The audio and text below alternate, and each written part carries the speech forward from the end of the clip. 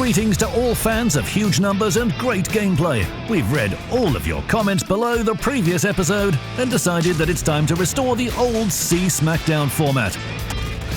We're going to leave detailed reviews and analysis to other shows. We're here to deliver spectacles, adrenaline, and records.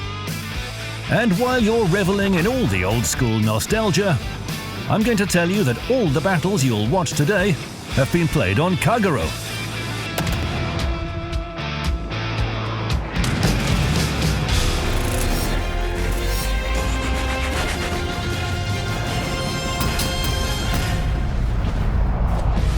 Before we get to the main battle of today's episode, we need to warm up.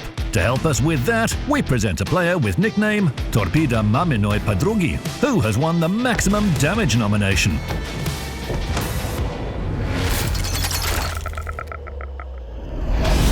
The events on the mountain range map went down for the destroyer as though they had been scripted in advance. First of all, Kagero approached Großer Kehrfirst, which was standing all sad and gloomy near an island. 8 torpedoes definitely brought some joy to the battleship. I'm pretty sure that the German ship will head to another battle in a better mood. Then our destroyer captain trapped a maneuvering Thunderer with some torpedoes, and in a conclusion to their solo part, Kagero treated their compatriot Yamato to a mix of torpedoes and high explosive shells. It was humble and tasteful. 214,000 damage inflicted. It's the best result out of all those who have sent us their replays for the C SmackDown show in update 0.10.10.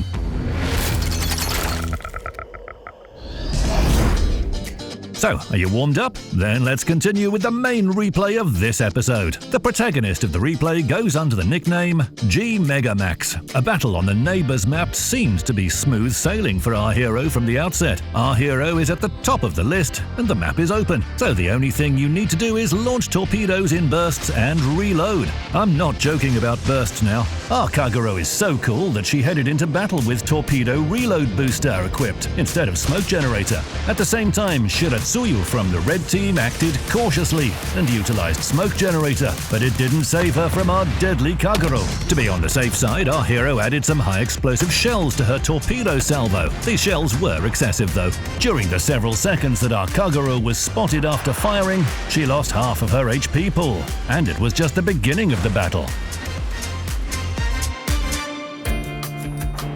Fine, let's take a deep breath, get it together, and start acting like a true ninja. For starters, let's capture a key area and inspect the distribution of forces. Both allies and enemies are acting cautiously. We can use it to our advantage. We can rush forward and cook some nice torpedo soup. Suddenly, somebody blocked the key area. Destroyers? No, both of them are at areas A and C right now. Edinburgh. She's even hidden in smoke behind an island so that battleships can't get to her. What a cheeky move. Nothing to worry about though. We'll deal with you right away. Kagero approached the smoke screen to 5.5 kilometers, spotted the firing British ship, and launched torpedoes at her. All done by the book. Now we just have to wait for a hit. But there was none. That's one lucky ship. She didn't even retreat from key area B. Ah well, blast this key area. We'll always have time to capture it. Kagero leaves the key area and takes aim at Gneisenau. The battleship wasn't maneuvering much. It seems like she forgot about a deadly threat right under her stern. As everyone knows, the best cure for forgetfulness is a torpedo salvo on an empty stomach. Here is the second frag and devastating strike. Meanwhile, Edinburgh decided to change her role from being the hunted to becoming a hunter. The cruiser even stopped capturing the key area for that. After our hero had launched torpedoes at Gneisenau, she activated Torpedo Reload Booster and addressed 2 torpedo spreads to the British ship. A torpedo hit didn't change Edinburgh's intention of chasing the destroyer down. Moreover, that torpedo hit even made the cruiser more focused. What was the reason behind that? The radio location skill? Or pure intuition? I'll tell you just that the British ship was literally in the wake of our Kagero. A couple of hundred more meters, and Edinburgh would see Kagero through the reticle. There was another issue as well. A landmass was getting close fast on the destroyer's port side. There was nowhere to hide. Smoke generator had been left at the port. The score was 185 versus 497 in favor of the red team, and the enemy team had also captured all key areas. Things were getting desperate. Will Kagero be able to get through it and win over Edinburgh? We'll know it immediately after the Maximum Ship Sunk nomination.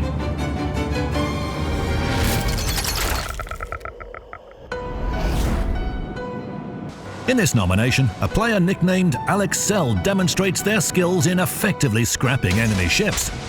The destroyer captain welcomed Otago when she was coming from behind an island and finished her off with main guns. After that, within just several seconds, the destroyer managed to issue torpedo invitations to North Carolina and aircraft carrier Pobeda for them to visit the domain of Poseidon. At the most appropriate moment, she sank Mogami and thus earned the Kraken Unleashed achievement. The last enemy to learn the power of Kagoro's torpedoes was Amagi. 6 ships sunk and 3,193 base XP. That's a great result. Can you do better? Then read the rules for sending your replays to our Sea Smackdown show carefully and surprise us with your achievements. I'll let you know what ship will be featured in the next episode at the end of this video. Until then, we're returning to the neighbors map.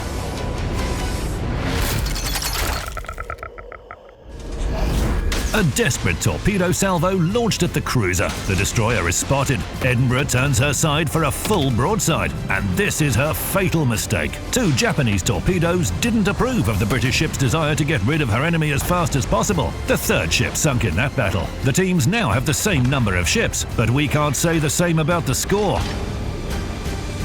While we were escaping from Edinburgh, we went too far from the key areas. We need to fix that. Our allies somehow telepathically understood that as well, and they began capturing Key Area A. That's great. We'll capture Key Area C in the meantime. While Kagero was approaching her target, 2 allied ships were destroyed, one of which was capturing Key Area A. At the same time, only 1 enemy ship was sent back to port. Things started to feel unpleasant in the battle again. To make things worse, Leon with full HP and aircraft carrier Serov with almost full HP was spotted approaching Key Area C. If these 2 ships spot us, we won't have those 5,000 remaining HP for long. And if we're destroyed here now, it will mean that we've lost the battle in this part of the map. Kagero launches 2 torpedo spreads at the battleship and activates the last charge of Torpedo Reload Booster, a double torpedo spread at the battleship. Carefully, like a circus tightrope walker, she evades her enemies and tries to avoid being spotted. 3 torpedoes were enough for Leon to go down. Serov needed just 2. 2 more frags have been added to our battle score.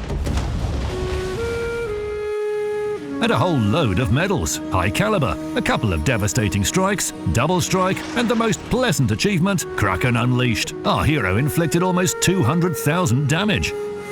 Our winners of the maximum damage per salvo nomination also dealt impressive amounts of damage in their respective battles. After the nomination, we'll return to our hero and find out how her battle ends.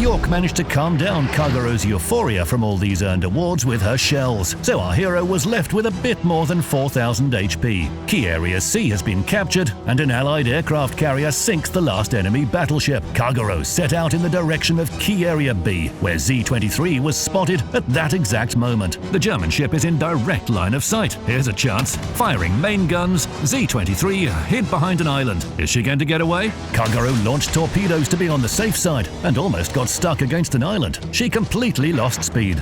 York uses that opportunity and hits our destroyer with another high-explosive slap. Z-23 showed up for a moment. Another main gun salvo. The 6th frag. Now it's time for York. Catch those high-explosive shells. Hits on the bow and rear ends. The cruiser fires back. Our Kagero has been sunk. An important question, will we get another medal? Alas, shells from Allied Bismarck were slightly faster. We didn't get the "it's just a flesh wound" achievement. Even without that extra reward, G Megamax vividly showed us that Kagero is able to decide the outcome of a battle on her own. The player received more than 3,000 base XP, inflicted almost 200,000 damage, and sank half the enemy team. Do you need more evidence? We'll also distinguish other players who demonstrated their skills in playing the Japanese destroyer and deserved to appear in this episode. All of them will get commemorative rewards. Do you want to become a C Smackdown star as well? Read the rules of the contest carefully, formalize your replays correctly, and send them to us. Oh, I almost forgot. The main hero of our next C Smackdown episode is Cruiser Minotaur. Hey!